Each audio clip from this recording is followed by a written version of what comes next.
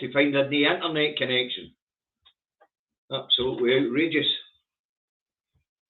But the internet connection's back. Let's hope it stays strong. We'll get a naughty step set up. There you go. Oh, there's my bloody glasses. There's my glasses, where I left them. Anyway, as you can see, folks, there's only one Davy here today. That's because the other one's no feeling up to today, I'm afraid. He's known the greatest of Nick. So today's two Davies will go out in the style of Indie Truck Davy. So it's Indie Truck Davy out the truck and at home in his office in Salisbury, North Lanarkshire, where it is overcast, wet, quite warm at 12 degrees. That's the weather forecast for Salisbury, North Lanarkshire. You want to know what the weather's like where you are? Look at your own bloody windy. Anyway, good afternoon, folks. As I say, the other Davies no up to form. We'll just get Facebook up and running. As I say, sorry about that. I had just come off the phone to Aki's, who was telling me that Maximilian Robespierre was having some problems and had his YouTube channel removed this morning, but apparently it's been returned to him, so it's probably been a glitch in the system. So, as I say, we'll get YouTube sorted out. Edit privacy, go public, and back we go. Right, and the video is now public, so we should get some Facebookers through. Let's see who's here. Who we got? Numbers are rising lovely, nicely, thank you. Anyway, let's have a quick look. We've got Lorraine, Ruth, Aki's, Eddie, Margaret, Rebecca, Alistair, with Pet. Who else we got? We've got Ace Ninja, how do? Welcome to the channel again. Chris, your Wally's Bucket. Who else we got? John Wardrobe, Suthers, Mark, Lenny, Sandra, any Facebookers in yet? Let's look down the list. We've got Cara, Dougie, Maggie.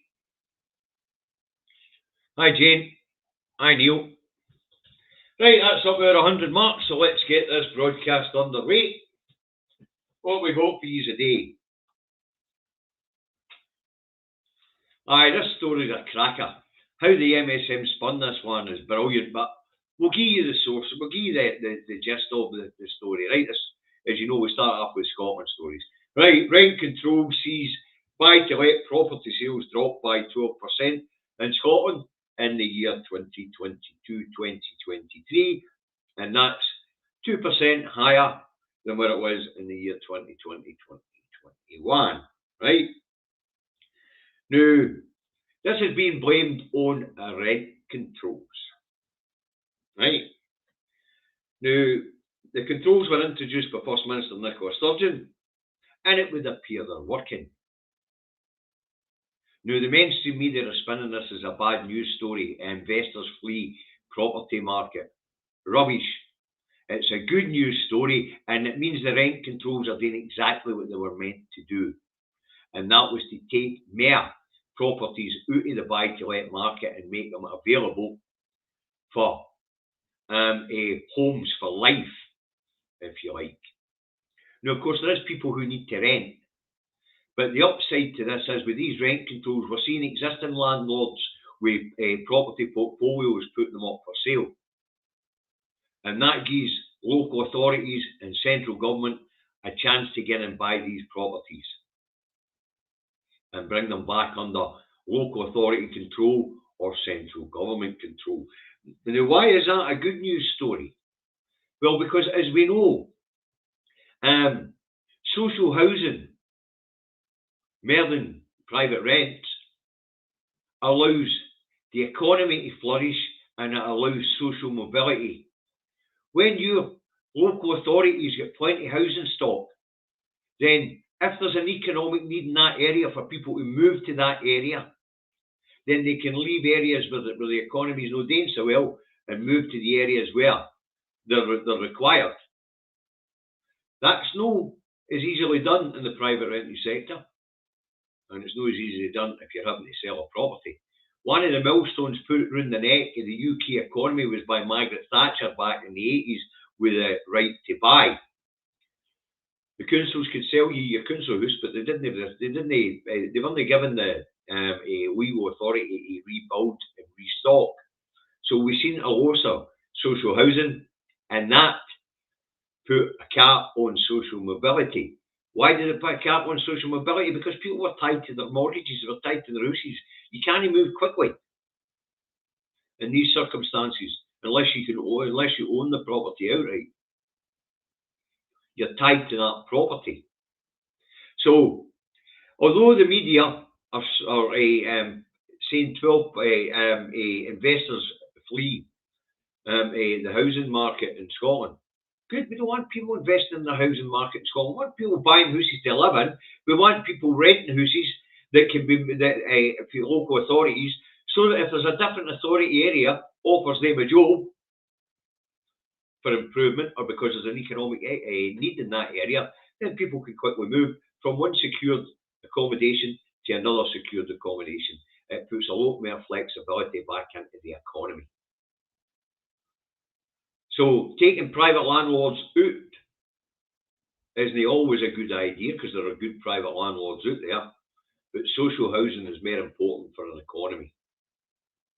So the rent controls means that renters in the private sector have better protections, and it also means those with big property portfolios that want to get shot at them, that gives the local authorities and the government a chance to step in and take these things back into public hands where we need them to be. We need them to be in public hands for our economy, and we need them to be in public hands to give people back social mobility, the ability to move to better themselves.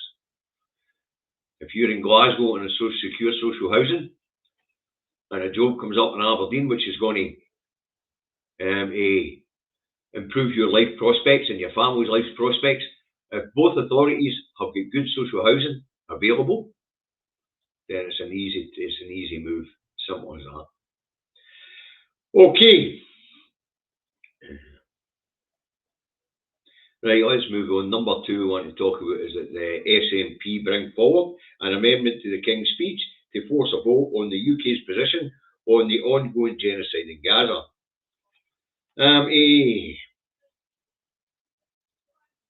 We'll get more on the genocide in Gaza a wee bit later into the report, okay?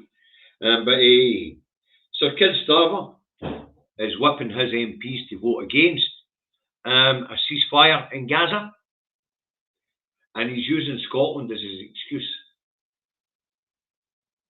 which I don't get, because his so-called puppet ringmaster here in Scotland, Poverty Pie Sarwar, he's come out in favour of a ceasefire. So how Starmer is whipping his MPs into abstaining because of Labour's position in Scotland, I have absolutely no idea. Now we'll get to that. Now,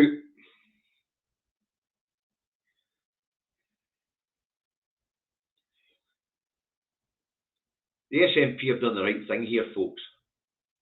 The sitting government in Scotland, Wales, Northern Ireland, or in the or in the House of Thieves and carpetbaggers should not be making the decision on what the UK policy is on such a thing.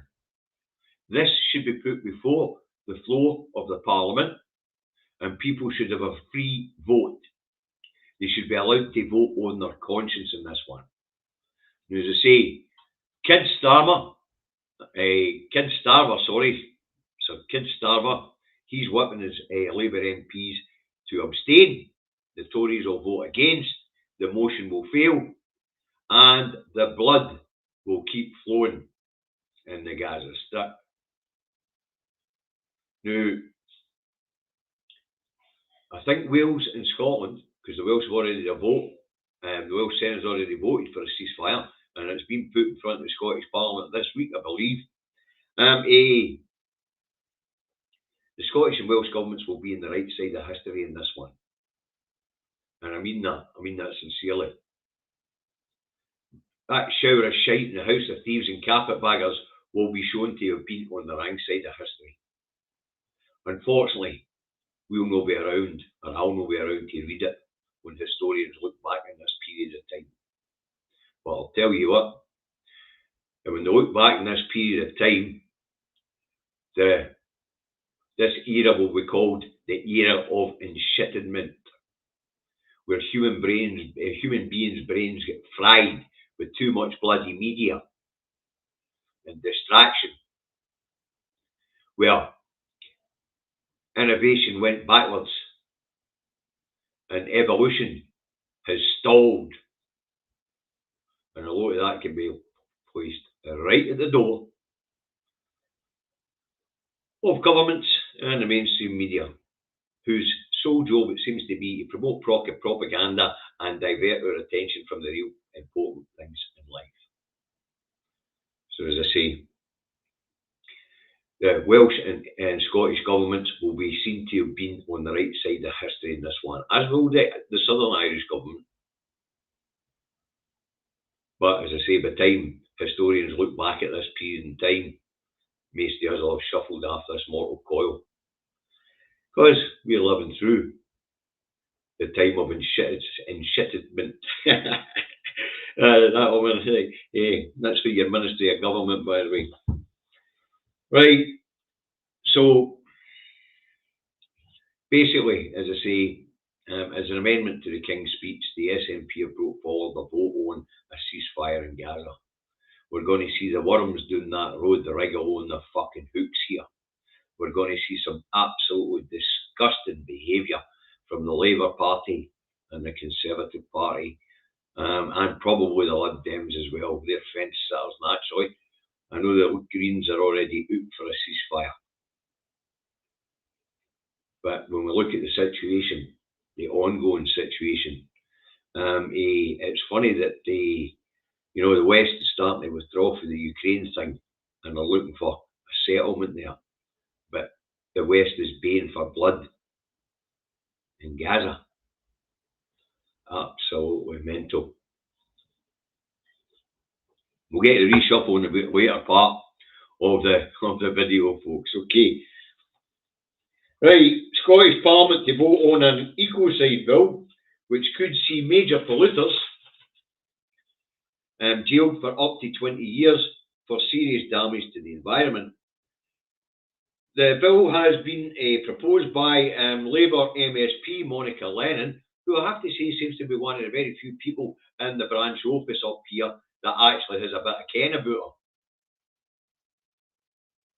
No, the rest of them is thick as bloody mince. You look at Land Brain Cell Bailey, Poverty Pie Sarwar.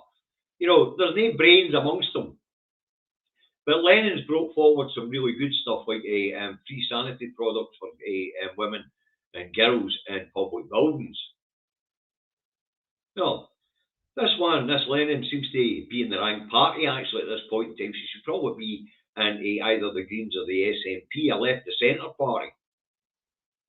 But anyway, Monica's proposed this ecocide bill, as they're calling it, and she's to meet up with Circular Economy Minister Lorna Slater, who I have to say up to now hasn't been really in top of her brief, but hey ho, we live in hope, to discuss taking the issue forward and putting a proposal to the Scottish Parliament. Now, as I say, the new bill will be anti-ecocide laws. Ecocide, what does that mean? Well, the definition of ecocide under law will be it will be defined as an unlawful act or acts that lead to serious environmental damage. And this will see some really big companies shiting themselves. So we can expect a Section 35 order to come through on this one. Why do I say we could expect a Section 35 order to come through on this one? Well, it could see people take companies like Babcock over there at the nuclear bases to court it could see the UK forces out at Faslane be taken to court. It could see large oil and gas companies taken to court with their officials and their executives facing the jail. So I imagine that if this one actually makes it to the flare of Holyrood and gets passed, we will see Jack Boots, Alistair Jack, jump over it with Section 35 order. Right. So I don't really ecocide. I like ecocide. But we'll get the definition of ecocide under law again, will we? And that is ecocide is defined in law as an unlawful act. Unlawful wanton acts that lead to serious environmental damage. Now, I'm in favour of that, of course. But as I say, I don't imagine that Westminster will allow this bill to pass. Especially as we've just had the King's speech and they'll talk about licensing new rounds of oil and gas licenses every year. The way that they've cracked down on the renewables energy up here in Scotland, with a windfall tax, and undervaluing projects in England so that they never get built. So, for all it's a good idea that we should make the people who deliberately harm or damage our environment responsible, put them in jail, or if they can afford it, force them to take their assets to clean up the mess they've made. But as I say, I don't see this one getting very far. Most of the big polluters will be based in England, even though operate in Scotland, and they won't want this law enacted. But if it does pass, that would make Scotland the first of the home nations to introduce such tight environmental protections. As I say, but I don't expect it'll get anywhere. Right, let's move on. This one's been a funny one. This one's had me laughing all week, and it's all down to stupidity. And it's not very often I say this about an SNP minister, but this one was a bit thick as fuck. Now, Michael Matheson was told in February to change the SIM card in his iPad. That was when the IT division along there at Holyrood fitted a new SIM card to his phone. He was then given another one and told to put it into his iPad. Obviously, he didn't have his iPad there that day, or the IT staff would have fitted it for him. Now, what's interesting about this one is Mr. Matheson then buggers off for, I think it was over 5 or 6 days on holiday to Morocco, I believe it was. And while there, he spent 80% of his time on holiday doing his constituency work. Now, you could say that's a wonderful thing. And I would say that's certainly tap, actually, Michael. You go on holiday to put things down. Do you not trust your junior ministers to handle things while you're away? But as it was a constituency work, I dare say, as a junior ministers couldn't handle it, but as researchers and that back here could have. But anyway, Mr. Matheson's working away while on holiday, and he runs up an £11,000 bill in roaming charges, and all because the stupid git didn't follow instructions and change the SIM card in his iPad from EE to Vodafone. Anyway, fast forward, he gets back here and the bill's discovered. And that starts a stooshy, doesn't it? The cuckoos in the nest are screaming, "Foul!" Of course, the iPad has to go to the IT department and get checked there, find out what the hell's going on. The billing's then checked. Turns out 80% of what the bill was because he was doing constituency work. Well, on holiday. That's dedication for you. He was doing constituency work. So the bill that he would have to pay was reduced to £3,000 because that was the 20% where he was using it for other things, like apps that were switched on this phone, like maybe a weather app or something like that, updating hourly the way they day. So he initially agreed to pay the £3,000, but because of the stooshy being so bad, he's decided, all right, this one's my bad, stupid, I should have done what I was told. Being a minister and being busy, forgot all about it, is no excuse.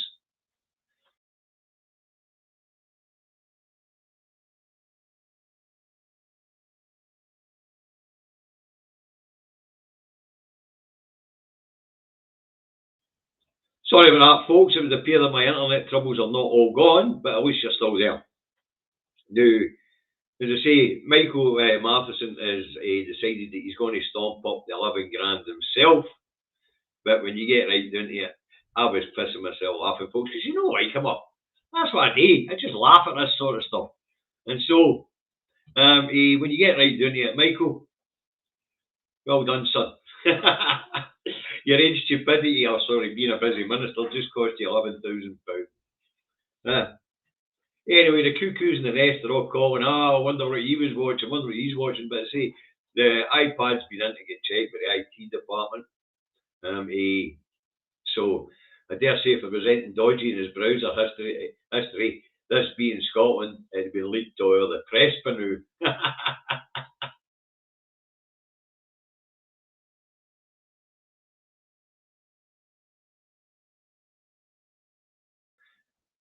Well, what's going on today, folks? The weather's absolutely dreadful. I do live in a rural community. If you bear with me, it might drop off for a second or two at a time. If it gets too bad, I'll wind this one up. Okay.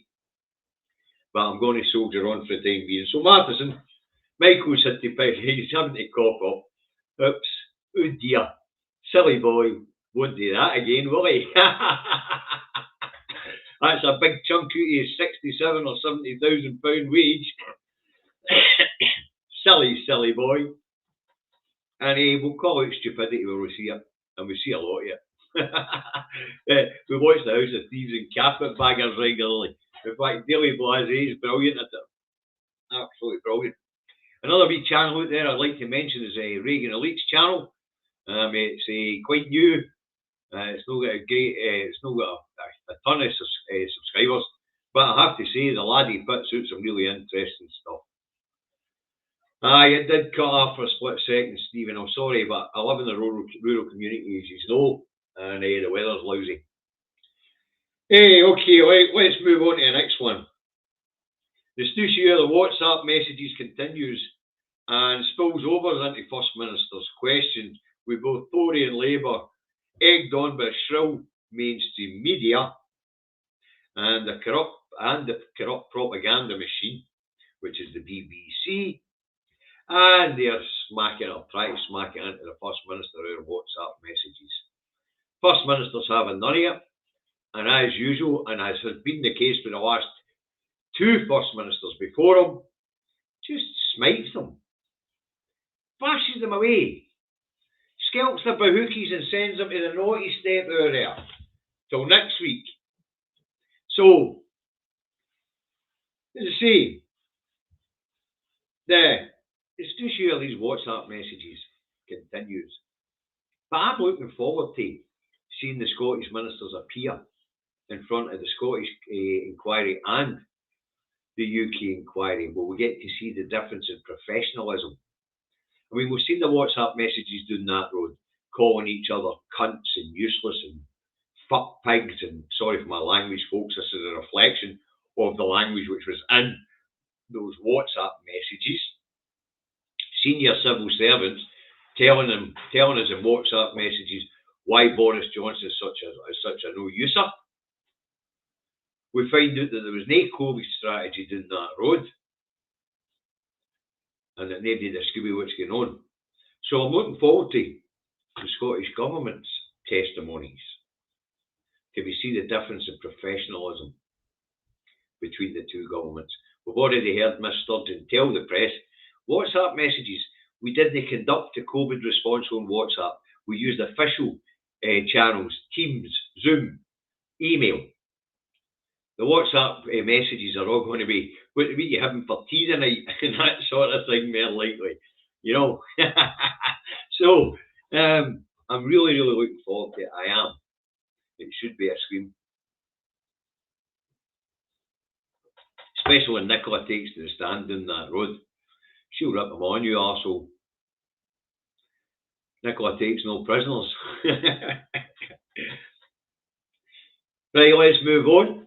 And we're going to move on to DFDS and the Port of Dunkirk Authority visit Rosyth with the view to get a Eurolink, a ferry service back up and running here in Scotland. The last Eurolink shut 5 years ago, no long after a wee bit after Brexit, but as things were getting more difficult, this is what that'd be 2018 that link shut. So we've been a few years into the Brexit effect, and trade with the EU was starting to get a wee bit more difficult, even though it wouldn't have been really, really difficult until 2021. But anyway, DFDS and the Port of Dunkirk, they visit Rosyth with a number of dignitaries. We've got the French Consulate General along there in Edinburgh along on the trip. Douglas Chapman's been working on this one. And a few others all having a look. And it would appear that the Port of Dunkirk are very keen to get this deal done. They want the economic uplift in the area of Dunkirk by having a direct route to Scotland. Wee bit further south than I expected this one to go. I was expecting maybe Rotterdam or something like that. But Dunkirk or day. Any landing point or day. As long as we've got a direct route from Scotland into Europe, bypass the Port of Dover, where and the Eurotunnel where everything's been stacked, racked and packed, and a lot of the times consignments of fish and things like that are having to be returned to be thrown out because they haven't made it across the port in time. In fact, when it comes to exports for the UK now, the only thing it's really making it out is frozen goods. So the idea is to get this link up and running by spring 2024. So we're not that far away. And let's hope that it will be successful. Initially, it will be opening as a commercial route for commercial traffic only. But if there seems to be a need for it or a want for it, maybe then passengers will be allowed enough. So that's not a bad news story if it goes ahead. But as I say, the Port Authority at Dunkirk are keen to get the deal done. They believe that a link with Rosyth in Scotland will increase economic activity around the area of Dunkirk, and they're probably right. Okay, let's move on. Violence in London. Right-wing nutjobs run a riot in London on Saturday, as expected, after dog calls from Home Secretary, ex-Home Secretary now, Sue Ella Braverman. She undermined the authority of the police and sent the message out to the worst of the nutjobs in England to descend on the hate march in London. Now, I've been watching this, but I'll give you a more years later, But I've been watching this, and it's interesting how the press are portraying these peace marches. They're not being portrayed as peace marches. They're being portrayed as pro-Palestinian marches. They're no pro-Palestinian marches at all. They're peace marches. It just so happens that the conflict that they're marching for peace in happens to be between, it happens to be an onslaught by Israel, actually. As I said last week, I've never seen a collective punishment as a means of going after terrorists. Normally you identify the terrorists and you go round them up. And then you prosecute them in the court of law. But that's not what's happening here. What's happening here is a genocide. But, it's interesting how the press are portraying these marches, no as peace marches, no as marches calling for a ceasefire. They're not being portrayed as that. They're being portrayed as pro-Palestinian marches. I guess if we throw in a few Ukrainian flags and a few Russian flags and claim we're protesting for peace in both conflicts, then maybe we'll get a different reaction to the press. But it would appear the Palestinian people would be treated as less than human. and anybody that supports a ceasefire has to be demonised as Hamas terrorist supporters. Anyway, Suella Braverman called for the protest to be banned, the peace protest that is, and when the Met Police tell her not, she sent out a dog whistle to right-wing groups to come out and cause trouble. And they did. I did a broadcast on it yesterday, actually. It's been quite widely viewed. But, as I say, it's funny how these people are being portrayed. Anyway, the Met Police made a number of arrests in London on both sides. But when asked, they said the far right were the ones that were violent towards the police. I also noticed that the Met have put out a string of photographs of people they say were carrying anti-Semitic signs. I've had a look at these photographs, folks, and you can yourselves, you can look up the photographs that have been put out there by the Met Police because they're asking members of the public to identify these people. And most of the placards they've got on show are actually describing what's going on in Gaza and calling out Israel for war crimes, the state of Israel. There's nothing anti-Semitic in it at all. But as the other David explained, you take away the word anti and Semitic, doesn't refer to religion at all. It refers to a group of languages from the Middle East. So where they get the anti-Semitic stuff from, I don't know.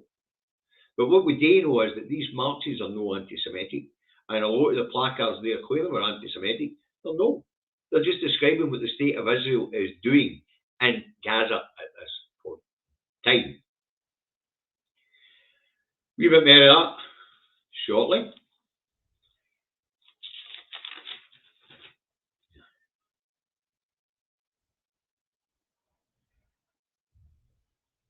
So as I say, the mainstream media have disgraced themselves in this one. And they've shown themselves to be exactly what they are. They are just there to set a narrative rather than to hold truth to power. And that is very dangerous in a democracy. Very dangerous. If the fourth estate doesn't hold truth to power, then we have the chaos that we fucking see today. And that can be laid squarely at the feet of the government of the day and squarely at the feet of corporate media who are in cahoots with the government of the day. And also with public service broadcasting, who is that shite scared of the current government of the day. They are kowtowing to their narrative. Kowtowing to their narrative. Some of the Palestinian people that have been interviewed in the television about the situation, the ongoing situation in Palestine, they are being treated as if they were war criminals in interviews. You never seen anything like it. Notice that it's Jim. Don't burn your arse in the candle. Oh, it's lit. Hold on. Going back. Yep. Candle. Don't burn your arse in it. So I have to say, the media haven't covered themselves in glory here. Now, these peace marches were right round the UK again and the world. Pressure on the Israeli government. Thanks, Jordy. Pressure on the Israeli government is mounting. And people power, like David and I were talking about the other day, is working. We'll get a wee bit more of that shortly. No. Okay. 7 people were arrested in Glasgow at the weekend on a peace march or a peace protest. Notice I call them peace protests. No pro-Palestinian, but peace protests. They're calling for a ceasefire, a cessation of conflict. Peace march. Anyway, 7 people were arrested in Glasgow. Big deal. Your average football match will see 3-4 times that arrested, just per match. So Don't think we'll get anything to complain about. Nothing. And I don't see Police Scotland putting up reams of pictures of people holding placards wanting to speak to them for hate speech. Don't see that here in Scotland. But as I say, the Met Office, they've got pictures up with people holding signs that are saying, Israel stop killing children, killing women, bombing infrastructure, and apparently that's anti-Semitic. Well, to say, but you've already explained to you, there's no such thing as anti-Semitic unless you are against Middle Eastern languages. Okay, let's move on. As time's ticking on, just nicely. Sarah Braverman sacked as Sunak puts cabinet together to fight the next general election. Braverman is replaced by the heartless James Not So Cleverly. And it also comes to light that Big Ears confirmed this morning that David Cameron has been made a life peer and promoted right away to the position of Foreign Secretary. So even though he's not an elected MP, Cameron has been knighted and he will be moving into the House of Lords and from there to the Minister for Foreign Affairs. Now, in 2008, there was a poll on this about Cameron and would he make a good Home Secretary? 53% of the population said no. So this should be another disaster. But it could also be very clever. As we know, Sunak was on the pro-Leave side to better and advance his career outside politics as his, an asset stripper. But Cameron was on the Remain side. Now, could the Tory party be about to blindside Labour here? Where you've got Sir Keir Starmer screaming, make Brexit work. We've got Tory MPs, economists, and Governor of the Bank of England. Everybody, in fact. The population in England and Wales all now realise that Brexit is a disaster. So could Cameron's reintroduction into the cabinet be a way of moving the goalposts? Could it well be towards the end of this particular parliamentary session that Sunak will change tact and blindside Labour by standing up and saying to the populace, listen, we're 7 years on for Brexit. We now know it was a mistake. Let's start getting closer to Europe again and think about re-entry. That could well be enough to swing the election. Because let's face it, Starmer's not popular. All the polls tell us this election is about getting rid of the Tories. It's not about electing Starmer. In fact, nobody really cares who's at the top of the Labour Party at this point in time. You can put a donkey with a red rosette around its collar at the top of the Labour Party at this point in time. And because there's no alternative down that road, that's who's getting voted for. So could Sunak, with the introduction of Cameron back into the cabinet, no, it's not a Costa coffee and there's no markings on the cup. What do you call it? And I don't do advertising here for free. You want to advertise a brand, you pay. It goes to food banks. Anyway, as I say, could Sunak be about the blindside Starmer? Could he? Well, the answer to that, folks, is although it's been speculated on, is not. And I'll explain to you why it's not. No just would re-entering the EU solve the Northern Ireland issue. It would also solve any border issues there would be between Scotland and England. There would still be a small amount of need for border checks, but that would only be goods from the rest of the world entering Scotland bound for England. So actually, if England and the RUK was to rejoin the EU, it would take away a barrier to Scottish independence. They're not about to do that. Thanks, Alistair. Very generous of you, my friend. So no, I don't see it. But you never know. To the Tories, remaining in power is very, very important, because if you're not in power, you can't rob the public purse the way they've been doing at the moment. So it's interesting with David Cameron being brought back in. He was never fit to be Prime Minister in the first place because the guy's an outrageous gambler. He won his first bet, but they had to offer the vow and to offer Home Rule to Scotland, which never materialised, in order to win the first bet, because a week out they were shiting themselves. Cameron had miscalculated, and in the second bet he put on the UK's place in the EU, he lost that bet. Do you really want an outrageously poor gambler as a Home Secretary? Sorry, as a Foreign Secretary? I don't think so. But anyway, some of the old toffs in the Tory party see this as a breath of fresh air and a new dawn. Cameron could also be there for another reason. Of course, Cameron could be there to stop the party from descending into the extreme far right.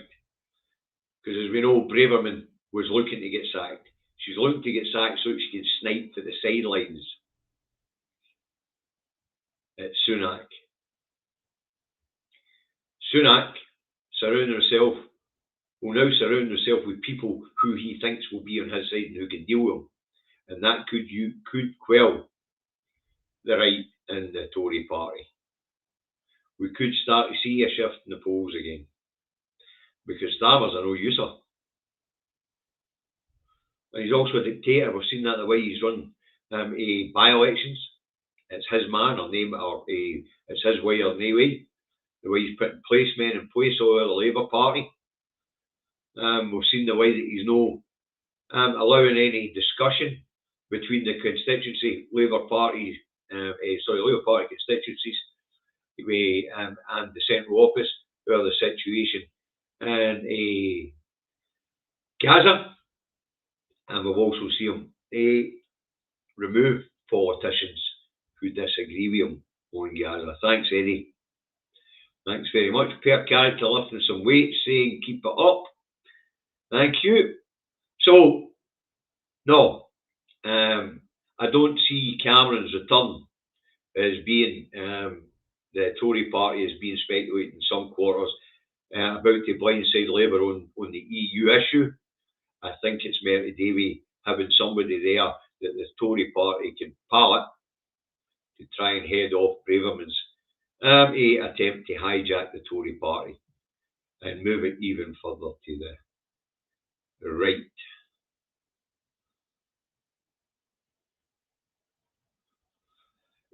Val, you're getting a lot of hidden comments. I don't know what that's all about. I really don't. I'm not on Facebook myself. I'm doing this through a streaming channel. I can see both YouTube and Facebook comments.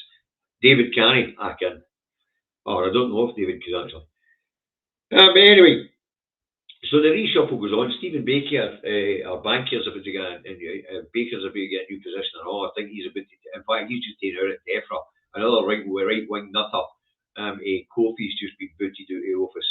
A couple of right-wing nutters have resigned for the health department and the treasury. Thanks, sirs. I hope he's back soon and all. It's hard to do this with anybody to bounce off.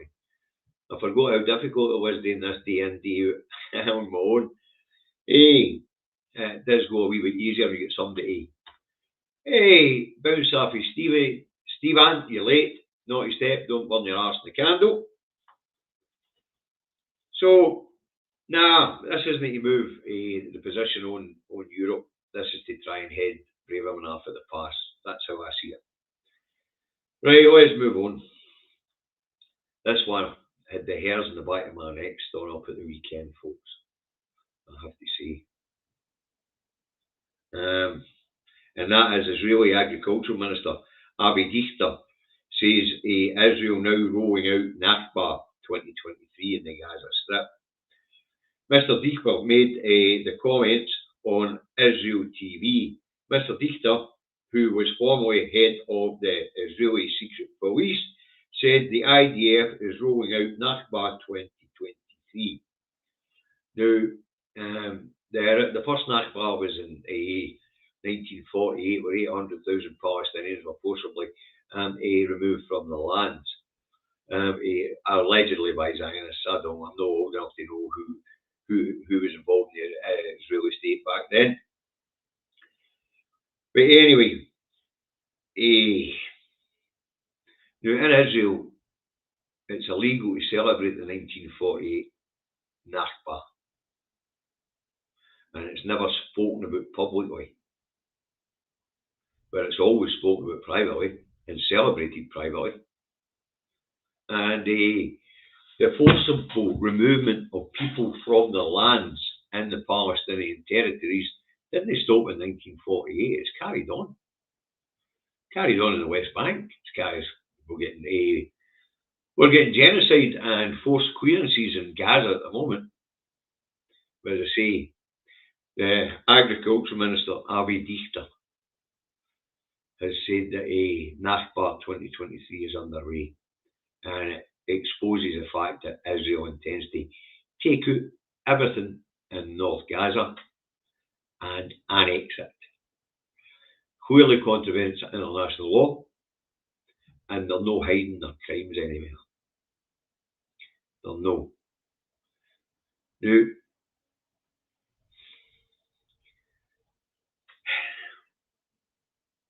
what do you say about this? They are announcing to the international community that they're going to commit fucking war crimes, and we're all complicit because of political leaders in the House of Thieves and fucking carpetbaggers.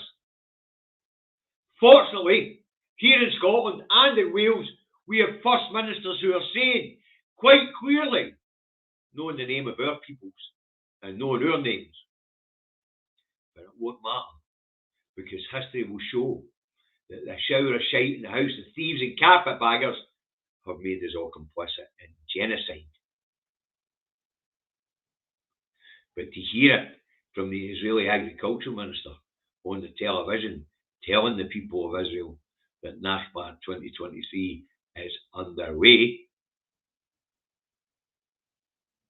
is an admission that they're committing war crimes.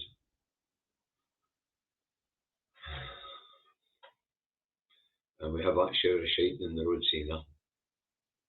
And of course, as we know, Starmer's got a big problem. He's whipping his MPs into voting down the SNP amendment to call for a ceasefire in the King's speech.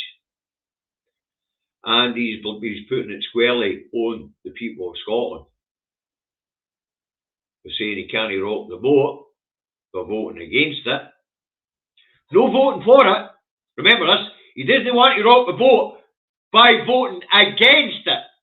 Why doesn't he want to rock the boat in Scotland by voting against it? Because the branch office up here, Poverty Pipe fucking Sarwar, has called for a ceasefire.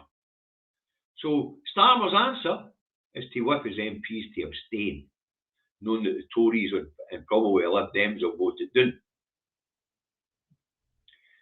As I say, this one really had the hairs in the back of my neck standing up. To hear the Israeli government official tell the world that, yep, it's a genocide, yep, it's a war crime, and yep, it's mere colonialism, we're going to annex it. And deafening silence for the major powers in the world. Oh, in the West. Let's get that correct. The only one standing up is Macron. And I never thought I would be saying, well done, pipsqueak to him. Never thought I would be. But as I say, 4,000 odd children dead. Women and children dead.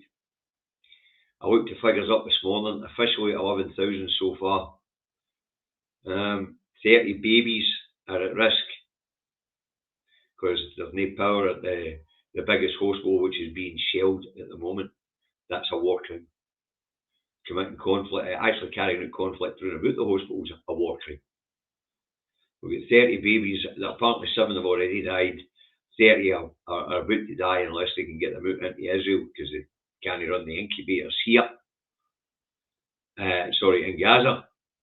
This is absolutely outrageous. Outrageous stuff. Anyway, out of 11,000 officially dead, they reckon 2,700 more are dead and under the rubble and the ruins in North Gaza and the Gaza Strip. It's bloody outrageous. And to see the spineless wonders of politicians doing that road in the form of Sunak and Starmer, enough to turn your stomach, folks.